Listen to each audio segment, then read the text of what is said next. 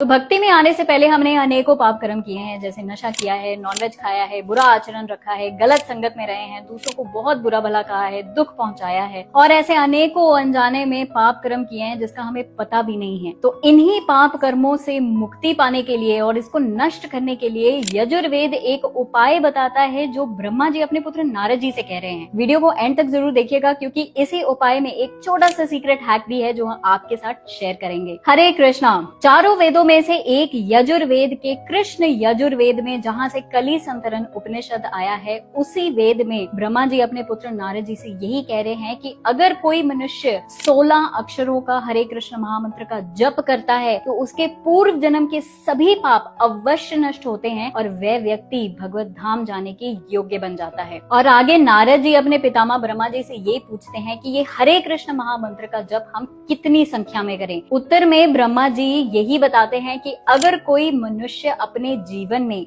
3.5 करोड़ संख्या का हरे कृष्ण महामंत्र का जप कर लेता है तो उसके पूर्व जन्म के पाप सभी नष्ट होते हैं और वह भगवत धाम जाता है। और अब आता है हमारा छोटा सा सीक्रेट हैक। ये 3.5 करोड़ हरिनाम की संख्या हम करेंगे कैसे? तो अगर कोई प्रतिदिन 16 माला का हरे कृष्ण महामंत्र का जप करता है तो ये संख्या 56 साल में खत्म कर लेंगे। और अगर कोई प्रतिदिन 32 माला का हरे कृष्ण महामंत्र का जप करता है तो ये संख्या 28 साल में खत्म हो जाएगी। और अगर जल्दी खत्म करनी है तो आपको प्रतिदिन 64 माला का जप करना पड़ेगा, तो ये संख्या सिर्फ 14 साल में खत्म हो जाएगी। लेकिन हमारे लिए 64 माला और 32 माला करना बहुत ही कठिन है, तो इसलिए हमें प्रयास करना चाहिए कि हम कम से कम 16 माला का हरे कृष्ण महामंत्र का जप जरूर करें। और माला के अलावा भी कोई अन्य काम अगर हम अपने जीवन में कर रहे हैं, हमें उसके साथ ही साथ हरे कृष्ण महामंत्र का जप जरूर करते रहें। ठीक वैसे जैसे आपने इस्कॉन में प्रभुपाद चैंटिंग मॉनिटर देखा होगा जो हमेशा